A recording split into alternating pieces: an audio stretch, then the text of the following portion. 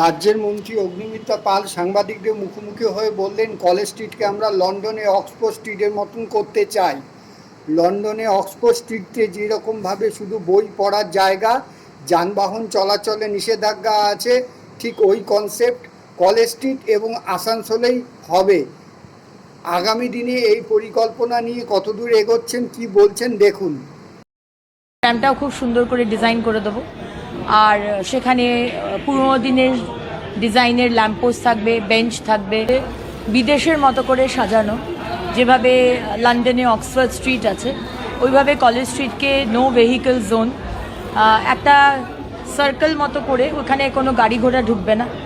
একটু দূরে সাইকেল রেখে দেবো, যারা সাইকেল চালাতে পারেন তারা সাইকেল করে আসবেন, আর বয়স্ক মানুষ তাদের জন্য ব্যাটারি কার থাকবে। আর ট্রামটা চলবে, আমার ইচ্ছে ট্রামটা চলুক। ট্রামটাও খুব সুন্দর করে ডিজাইন করে দেবো, আর সেখানে পুরোনো দিনের ডিজাইনের ল্যাম্পপোস্ট থাকবে, বেঞ্চ থাকবে, ফ্রি ওয়াইফাই থাকবে, শুধু বই পড়ার জায়গা হবে। বইয়ের দোকানগুলো খুব সুন্দর করে একরকমভাবে সাজানো হবে। আমাদের যে রেলিংগুলো আছে, পুরোনো দিনের যে রেলিংগুলো, ওগুলোকে সুন্দর করে দেখাতে চাই। তো এরকম অনেক প্ল্যানিং আছে, আর ঠিক সেরকমই আসানসোলে ওই রকম একটি পড়ার জায়গা করতে চাই। দামোদরের পাশে যে জায়গাটা লম্বা স্ট্রেচ, ভূতাবড়ি থেকে ছটঘাট অবধি, ওটাও ডেভেলপ করতে চাই। কিন্তু দেখে নেব ওই ধরনের অক্সফোর্ড স্ট্রিটের মতো বই পড়ার জায়গা, কবল স্ট্রিট, আওয়াজ হবে না, শান্ত, কানে ওই ইয়ারফোন লাগিয়ে গান শোনা বা বই পড়া, ফ্রি ওয়াইফাই, এরকম একটা পরিবেশ আমি চাইছি, যাতে আমাদের আগামী প্রজন্ম বইয়ের দিকে আসে। এখন বড্ড মোবাইল, ডিজিটাল সব কিছু হয়ে গেছে, বই থেকে দূরে চলে যাচ্ছে, কিন্তু বইয়ের কোনো অল্টারনেটিভ নেই, বই বই। তো সেটা একটা ইচ্ছে।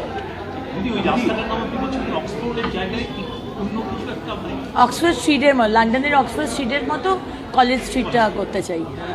একটা অভিযোগ আছে, সেটা হচ্ছে আপনাদের আসানসোল কর্পোরেশনে 300-রও বেশি মানুষ কাজ করেন যাদের বয়স 60 বছর হয়ে গেছে, আগের সরকারের হাত ধরে ঢুকেছে, এখন বহাল তবিয়তে কাজ করছে, কাজ করতেও পারেন না তারা। এটা আপনি কী বলবেন? এই বিষয়টা আমরা দেখছি।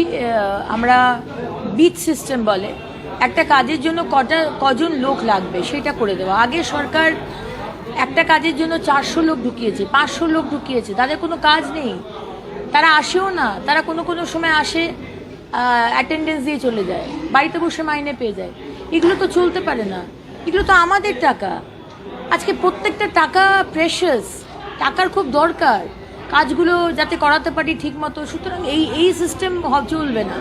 বিট সিস্টেম আমরা বলেছি, কোন কাজে কত লোক লাগবে সেটা বলতে হবে, এবং যারা কাজ করছে না, 2-3 মাস ধরে আসে না, বা যারা বয়স হয়ে গেছে, তাদের জন্য অবশ্যই একটা অল্টারনেটিভ কিছু দেখতে হবে। সেটা মাননীয় মুখ্যমন্ত্রীর সাথে কথা বলবো। কিন্তু কাজ তো করতে হবে, কাজ করবেন না সেখানে এই সরকারে অন্তত থাকতে পারবেন না। বলছি, ভলভোর ভাড়া ছিল 500 থেকে 550, 750, 750 হয়ে গেছে। কারণটা হচ্ছে আগের সরকার 40 কোটি টাকা করে তোলা নিত, তাই তারা বাড়াতে বাধ্য হয়েছে। ব্যাপারটা নিয়ে কি জানেন? এই বিষয়টা নিয়ে আমি জানি না, কারণ এটা তো আমার দপ্তরও না, আমার কানেও আসেনি, এটা ট্রান্সপোর্ট ডিপার্টমেন্টের। তবে হয়তো সাময়িকভাবে বেড়েছে, যেহেতু আমাদের তেলের দামটা বেড়েছে, সেহেতু হয়তো বেড়েছে।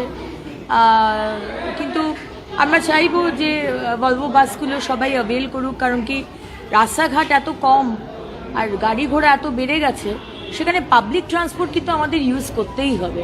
আমি আপনাদের মাধ্যমে আসানসোলের মানুষকে বলবো যে অন্তত একদিন পাবলিক ট্রান্সপোর্ট ইউজ করুন। হ্যাঁ, হতে পারে এত ভিড়, বাসগুলোর অবস্থা ভালো নয়, যেতেই ইচ্ছে করে না, কিন্তু আমরা চেষ্টা করব যে এই ধরনের ভলভোর মতো, যেমন কলকাতাতেও অনেক এরকম বাস আছে, অন্তত সপ্তাহে 1 দিন বা 2 দিন টোটো বলুন, ট্রেন বলুন, বাস বলুন, পাবলিক ট্রান্সপোর্টে কিন্তু যান। কারণ কি দেখুন, ছেলে মেয়েদের জন্য বাড়ি রেখে যাবেন, গয়নাগাটি, সম্পত্তি, টাকা পয়সা, পৃথিবীটাই যদি না বাঁচে, আজকে পৃথিবী ধ্বংস হয়ে যাওয়া। দেখলেন তো ভেনিজুয়েলায় কি সাংঘাতিক একটা ভূমিকম্প হলো, কত লোক মারা গেছে। পৃথিবীটাই যদি না বাঁচে, তাহলে আর বাড়ি ঘর দোর, সোনা দানা রেখে কি হবে? তাই আগে আমরা পৃথিবীটাকে বাঁচাই, পলিউশনটাকে কমাই, এবং পাবলিক ট্রান্সপোর্ট অন্তত সপ্তাহে মাননীয় প্রধানমন্ত্রী যেটা বলেছেন 1 দিন বা 2 দিন। আমাদের ভিডিও ভালো লাগলে লাইক ও শেয়ার করুন, কমেন্ট সেকশনে গিয়ে জানান আপনাদের মতামত। আরও ভিডিও পেতে চ্যানেলকে সাবস্ক্রাইব করুন। প্রতি মুহূর্তে খবরের আপডেট পেতে প্রেস করুন বেল আইকন।